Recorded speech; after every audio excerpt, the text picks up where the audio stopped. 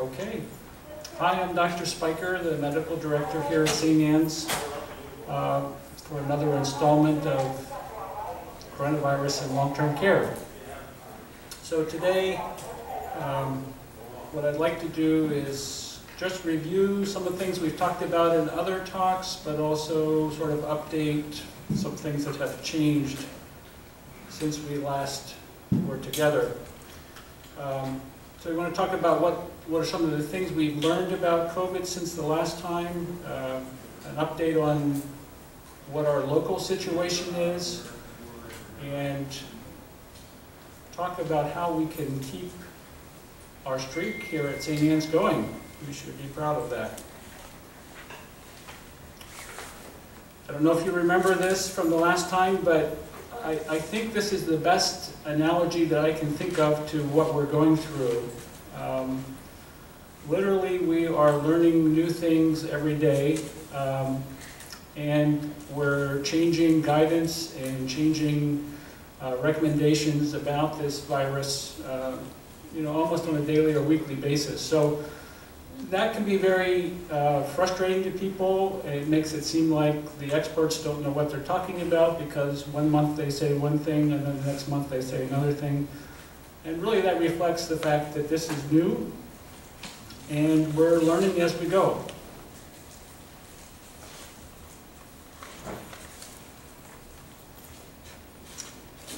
Remember, what we're talking about is a virus from a family of viruses that has been around a long time, and none of us really thought much about it. It was just a type of virus that caused the common cold, and really other than people who are interested in virology, it wasn't something that many people had never heard of the term coronavirus before this. So it's a new virus, new to us, not new to our world. It's something that's been living with bats probably for millions of years, but when it made the jump from bats to us, it became a significant and new illness. It was first described from China, and within a few months was in our country, probably as early as January, and you know the rest of the story. So it's a condition, we call the disease COVID-19, we call the virus SARS-CoV-2. It's a condition whereby we expect people to be infected or maybe to have symptoms if they're going to get them within about 4 to 5 days of coming in contact with it.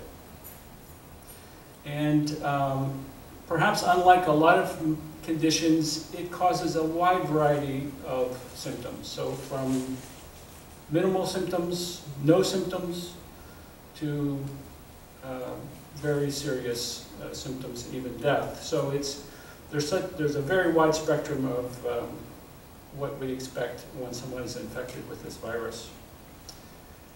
In terms of how we catch it and how it's transmitted, this is where we're still learning, and this is something that keeps changing.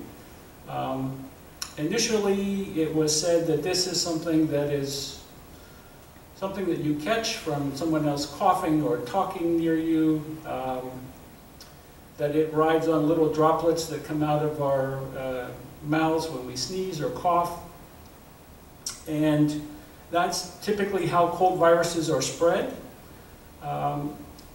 More recently, there's more evidence that maybe it has also shares some features with what we call airborne transmission.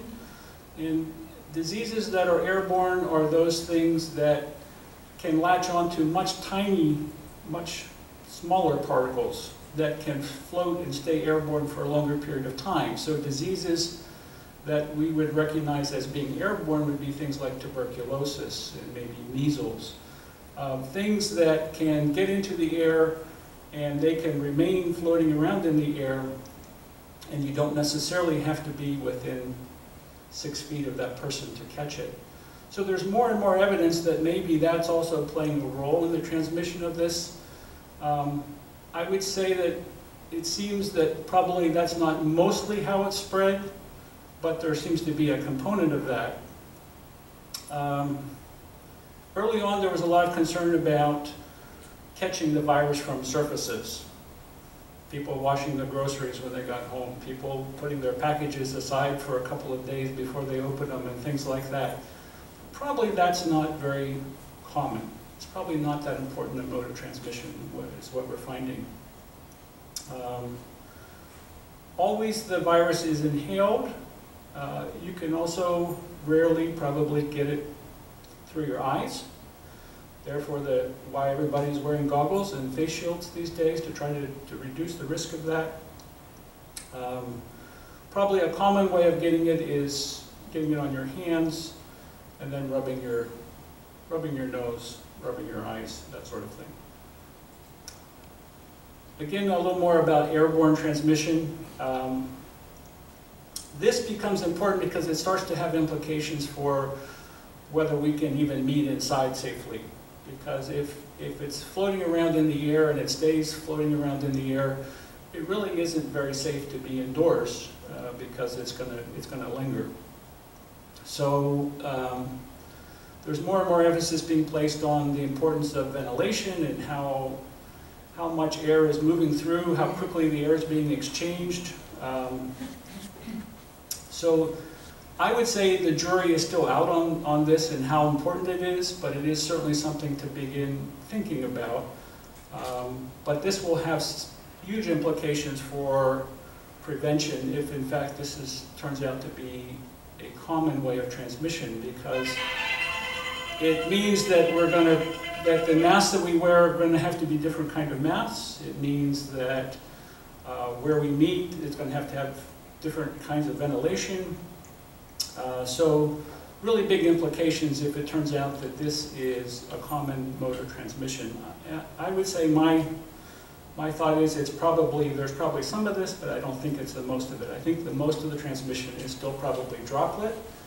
And so keeping the face covered and staying greater than 6 feet away from people, I think is going to make the biggest difference. In terms of symptoms of the disease, one thing that we've learned recently is the kind of symptom that you get is going to predict how sick you get. So if you contract the virus and you come down with respiratory symptoms, fever, cough, shortness of breath, chest pain, you're more likely to have a more severe case of it, maybe end up in the hospital or worse. People who come down with GI symptoms, maybe have alterations in taste and smell, those people are probably going to have a much milder case and they're not going to get very sick. So it seems like there's the type of symptom that you get can predict how severe the disease is going to be, and this is something that's just being recognized. In terms of what we might expect with our residents in COVID, like a lot of other things, seniors tend to have fewer symptoms. They tend to be more subtle. They may just not be acting right. They may just lose their appetite. They may just be tired. They may be a little more confused. And this is typical of how we expect many of our seniors to react in the face of other infections. So this is where it's really important for our staff, who know our residents best, to really keep us informed. You know, Mrs. Jones just isn't herself today, and we really need to pay attention to that. Fever is not often present, and probably not present most of the time in seniors who have it. In children, we're learning, in general, we understand that children don't generally get as sick. Complications of COVID in children are pretty rare. But we're learning more about how likely children are to transmit it. Studies that have come out from South Korea, Finland, and Sweden have been pretty interesting in this regard. And the bottom line is that it seems like sort of elementary school age under 10, those children seem to be less likely to transmit it to others. Whether it's because they're down here, whether it's because they don't breathe out as much air, we don't know. But it seems like the risk of transmission from a younger child under 10 is probably half of that to what we would expect between adults. children greater than 10, middle school, high school, we would expect the transmission rate to be about the same. So that has implications for, what age schools do we open up? What is safe? It was an interesting study where they looked at the countries of Finland and Sweden. Sweden, as you remember, was a country that didn't shut down. They left open their businesses, they left open their schools, and they really didn't have, they just tried to keep the senior citizens in, but other than that, they left their society open.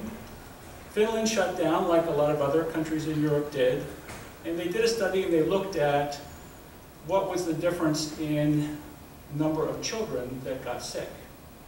And there was no difference.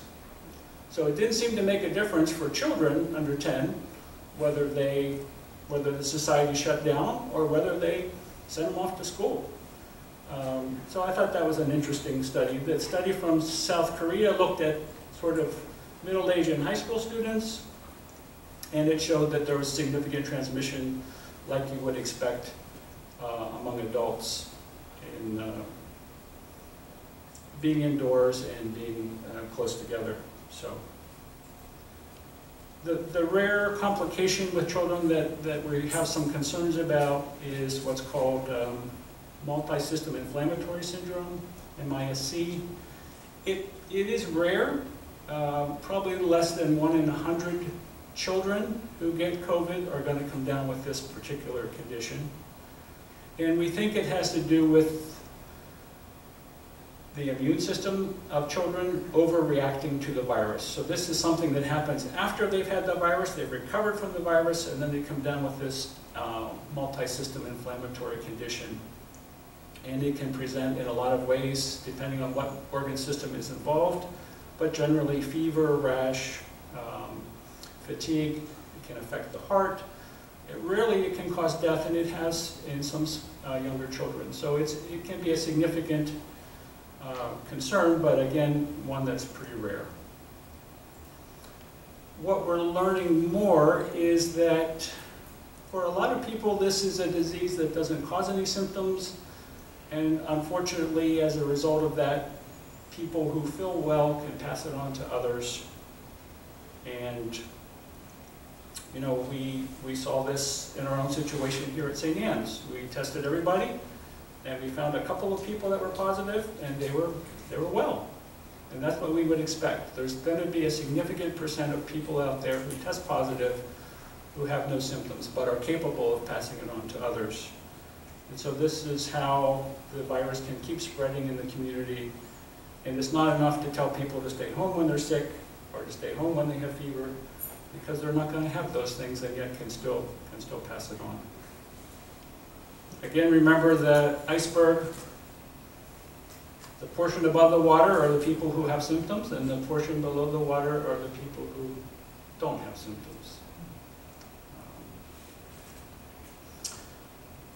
This is a little bit of a busy slide, lots of lines going up and down, but basically it shows us what our bodies do after an infection.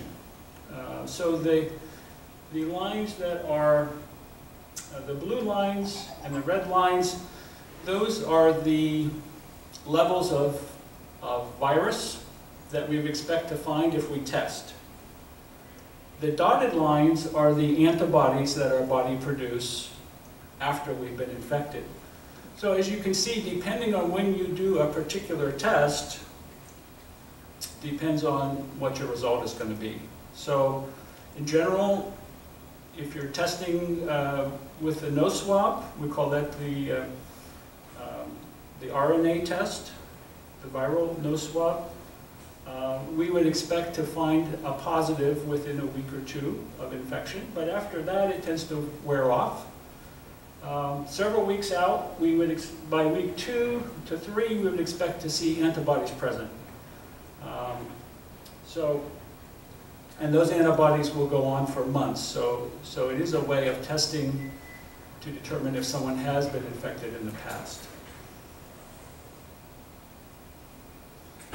In terms of the kinds of testing, There's the PCR test that we've all had, the nasal swab that we've been getting here at St. Anne's now, which detects the RNA of the virus if it's actually in the back of our nose. Depending on how good the people are that are taking the test, or doing the test, there may be false negatives. I think the people that were doing them for us did a pretty good job because it was pretty miserable. So I think that our false negative rate should be pretty low. But if you're not very vigorous about swabbing back there and you don't hold that swab back there a long enough time, you may not get a good specimen and you may have a negative test. So that's the one downside of this. It's kind of dependent on the operator, person who's collecting the specimen. There's a newer test called an antigen test, which is not quite as accurate, doesn't quite pick up all of the cases and may have some false positives, but it is a lot easier to do and you can get the results usually within minutes. And you can put it in a little machine that you have and you have a result. The Department HHS, the federal government, has said last week that they're going to provide these machines and these swabs to every nursing home in the country. So, don't hold your breath, but it is on the way, supposedly.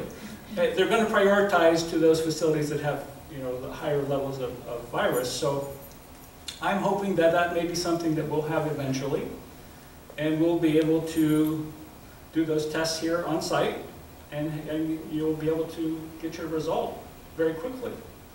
So this is hopefully the future for the kind of testing that we'll be needing to do to keep the virus away.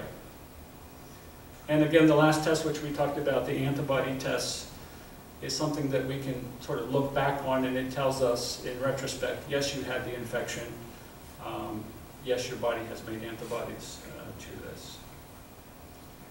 Another interesting way of detecting COVID is finding it in the sewage of a community.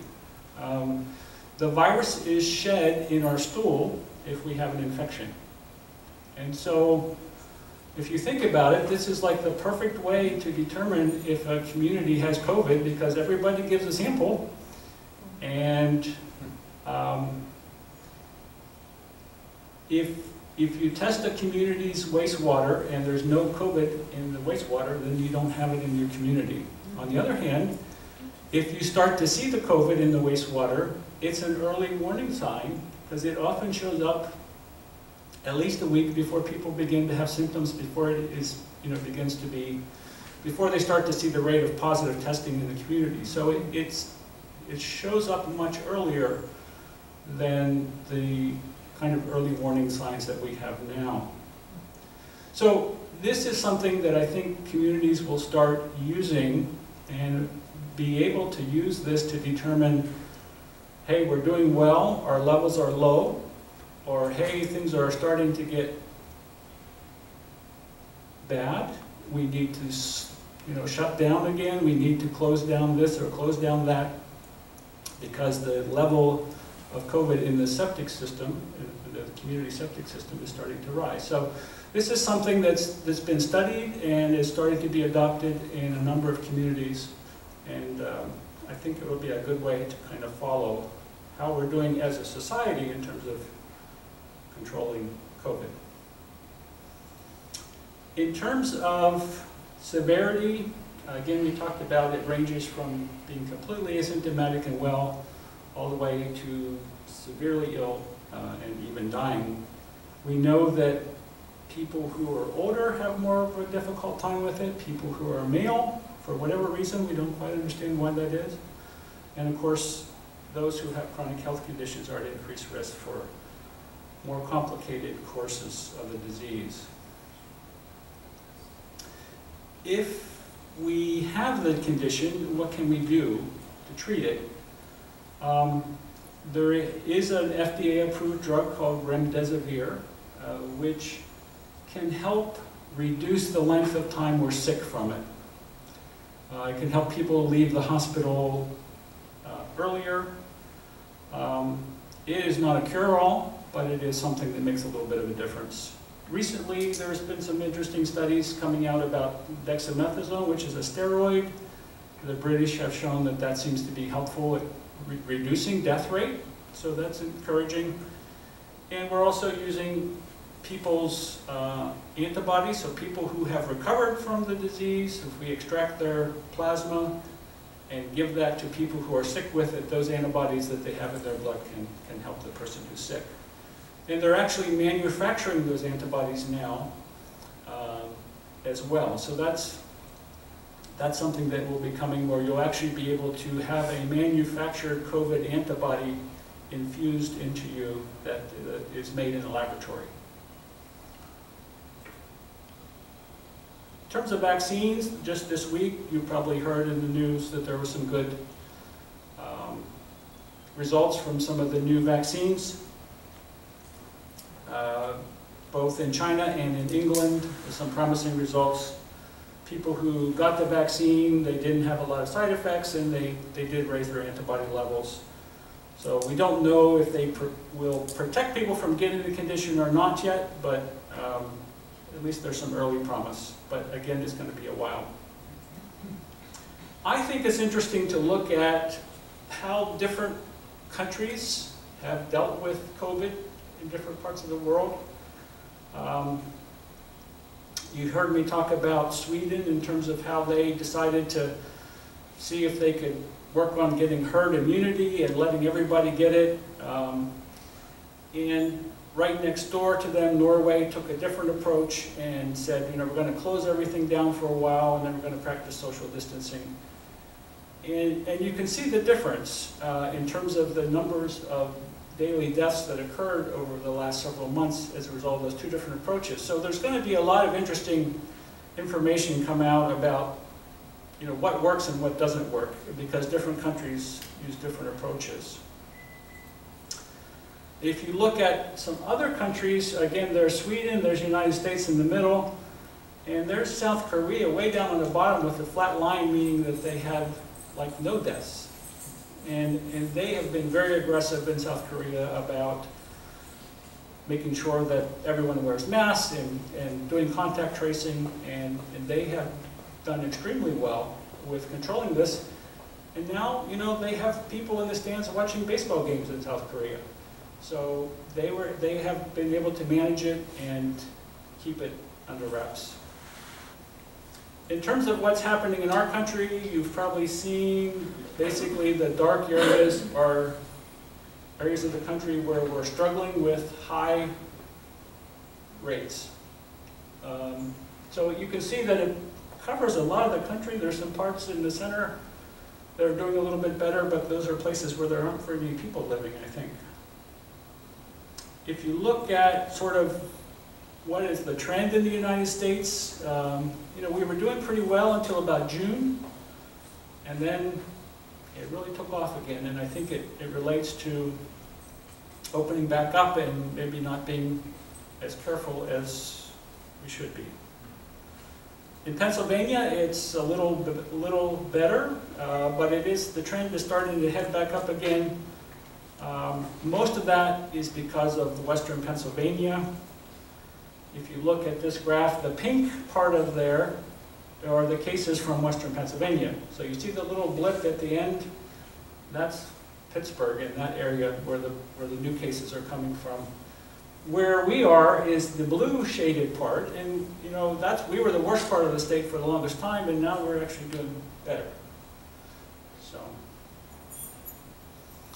and if we look at things locally here in Lancaster, we're just kind of going along. It's not really going down very quickly, maybe trending down a little bit, but it's a pretty gradual slope. So at least we're not going up yet. Our history here in Lancaster is that most of the severe COVID happened in the nursing homes, as you know. Not as much in the community. It's widespread in the community, but the majority of the deaths, unfortunately, happened in our nursing home population. And that's true across the country, maybe not quite to the extent that it is here in Lancaster. Across the country, about 40% of deaths happened in nursing homes. That, I would say, is better. It seems like the trend in nursing homes has improved, and a lot of the cases and the severe hospitalizations and even deaths are among younger people now than they were early on. Remember that this is kind of the perfect storm. That's just like the most well-designed disease for nursing homes, unfortunately, because we take care of people that live close together, and we have to be close to them in order to take care of them. And those are perfect breeding grounds for this disease.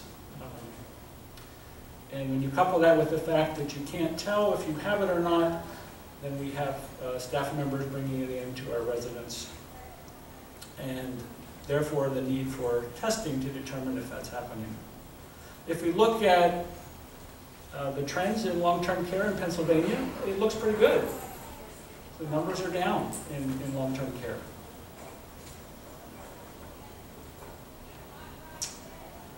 In Lancaster, I would say the majority of by far the majority of the facilities in Lancaster have had residents who have tested positive.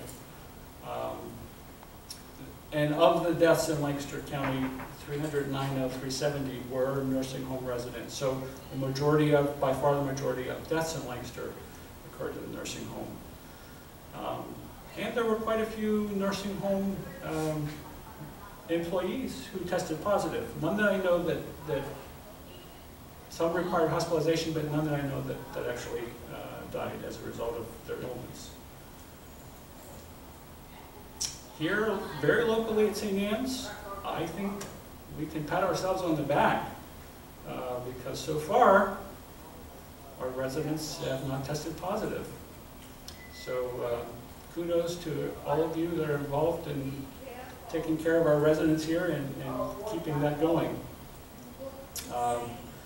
As I mentioned earlier, not unexpected, we did find some folks, some staff members who tested positive, who didn't realize they were positive, and that's probably something that's going to be an ongoing issue, and therefore the need to continue testing if you're going to keep the virus out. So in terms of prevention, these are things you've heard many times in many places. Wearing the masks, and we'll talk a little bit more about that. Washing the hands, keeping the distance. It matters where you are. You know, if we were in the middle of rural Iowa, our nursing home, it would be less of an issue. But we're in Lancaster County, and we're surrounded by really high rates of COVID. So we really need to keep our guard up. We really need to be careful in order to keep it out of the facility. In general, I would say one rule of thumb to think about is that it's always safer to do it outdoors. So whether this is airborne or droplet, if you're outdoors and there's air blowing around and there's lots of ventilation, it's much less likely that it's going to be transmitted from person to person. So I feel much more comfortable about people getting together outdoors for activities. Indoors is a different story.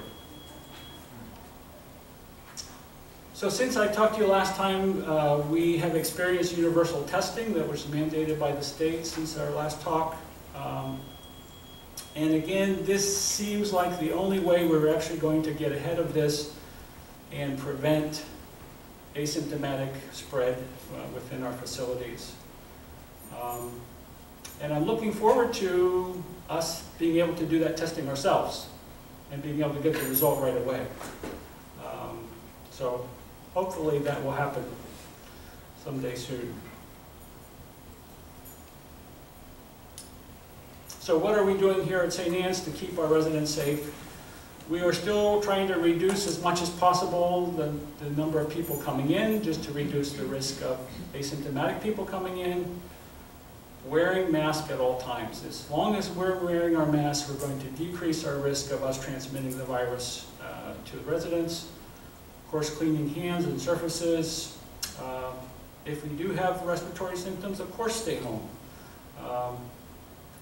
We're screening for symptoms, we're taking people's temperatures, and probably the most important, I think, at this point is doing the universal testing to prevent asymptomatic people from working and not knowing that they have it. A little bit about masks. There's been some interesting studies about masks recently.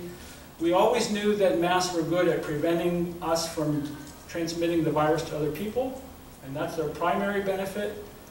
But there's more and more information that the mask may also be helpful to the person who's wearing the mask. And there's some evidence that by wearing a mask, you're going to breathe in fewer viral particles. It may not prevent you from breathing in all viral particles, but it will prevent you from breathing in as many viral particles. And there's evidence that if you breathe in fewer viral particles, you won't get as sick. And that makes sense. You know, if you get a big dose of the virus, you're going to get sicker than if you get a small dose of the virus. So those people, it seems like those people who wear masks regularly, if they do get COVID, they're going to get a milder case of it. So there is benefit even to those who wear the mask, in addition to the benefit to everybody around them. It's the only way we're going to really reduce, I think, the asymptomatic spread that happens in the community. And there have been some really good studies also at showing in hospitals where there's thousands of people working and lots of patients, it has significantly reduced the risk to the employees if everybody wears masks, as well as to the patients. There was an interesting study in Missouri where there were 2 hairstylists who were sick. They were symptomatic, and for some reason they went to work and cut people's hair anyway, probably because people wanted their hair cut. And they, between the 2 hairstylists, they saw 139 clients. They were wearing masks, and the clients were wearing masks, and nobody got sick. So that's one example of how well they work. In Massachusetts, at the Brigham healthcare system, the Harvard healthcare system, they were able to document a significant reduction in how frequently their employees were getting sick with COVID after they introduced a universal masking policy for the healthcare system. So I think that this is, you know, if we could, as a society, adopt widespread wearing a mask, I think it would allow us to do things safely and to open up. Of course, that assumes that we wear them correctly. We see all kinds of ways of people wearing masks. What are we doing here at St. Anne's? We are wearing PPE, we're all wearing masks, we have gloves, we have face shields, we have gowns, and I think it's been very well laid out upstairs in our unit that where we observe people for 2 weeks. We're making sure that all the residents who come in, all the admissions are tested beforehand, and that has also been helpful, I believe. So when are we going to be able to open up the community so that residents can meet with their families? I think the rate in the community needs to be lower before that's safe, or we need to be able to do testing on site. So imagine if a family member wanted to come and visit their resident, you know, their family member, one of our residents, and we could swab their nose and say, yep, you're safe, you can go visit your grandmother. That would be my dream for how we could do it. I think that would be the safest. And that may come to be if we finally can have point of care testing that's, you know, not too expensive. And obviously if we have a vaccine, that will make a huge difference. So what can we expect for the future? You know, as long as people have ideas about wearing masks and social distancing and aren't willing to kind of go by the guidelines, I don't have a lot of hope that things are going to change. You know, unfortunately, what we've seen this summer is that as communities open back up again, the rates are going back up, and we're seeing that, of course, in other parts of the country, in the South particularly. And I do have a concern that we may see even a larger resurgence in the fall if there is some seasonality to this virus, like there are a lot of other respiratory viruses. So what happens will be determined by what we do. So I encourage you to spread the gospel to your friends and family about wearing masks and doing the things that we all should be doing. So with that, we'll end our presentation today, and thank you very much.